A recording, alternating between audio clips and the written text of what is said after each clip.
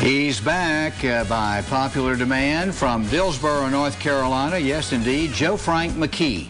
Sounds like a rock and roll star. Joe Frank McKee, doesn't it? It does. Like Hamilton, Joe Frank and Reynolds. That was it. It was Joe Frank and Hamilton. Well, you sound like a musical group.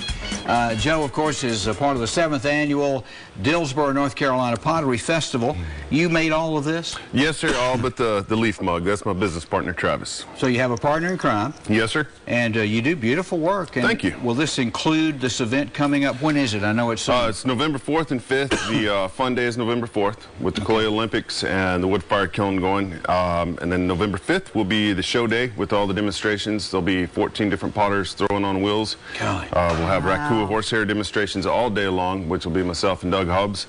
And we'll be going, like I said, 10 to 4 all day.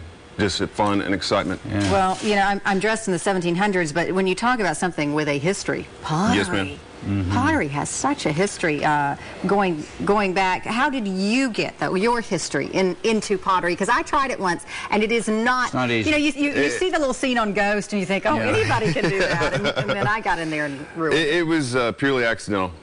Purely accidental. I got enrolled at a university out in Texas, and they had 2 business classes and 2 art classes left. Are you from Denton? No. You went to school there? Went to school there. Okay. Yeah. Went to school there. Well, let's talk about this festival because there is an enormous amount of artists all gathered.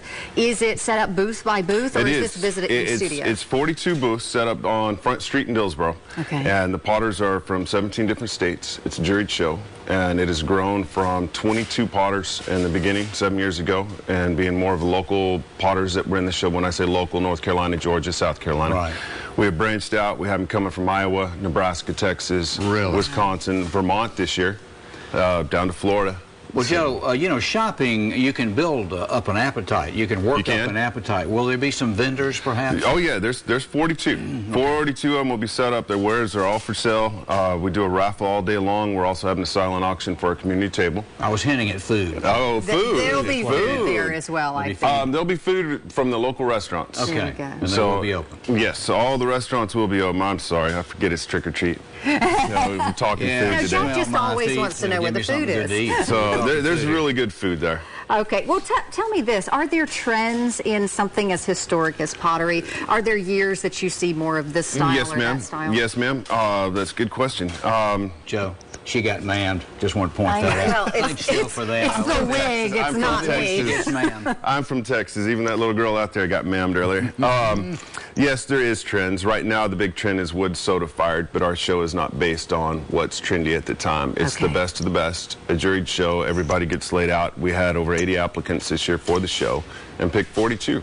But you know, right now people are firing with wood to save money for one, but plus the beautiful effects that it gives in the kilns. Well, talk about the difference if we're not a potter, that, you know. Okay, for example, there's a big brick oven, let's just say, for example, and it takes about 2 cords, anywhere from a cord to 2 cords of wood, which is 4 foot by 4 foot high by 8 foot long. Wow. And you feed that kiln wood for 8 to 12 hours.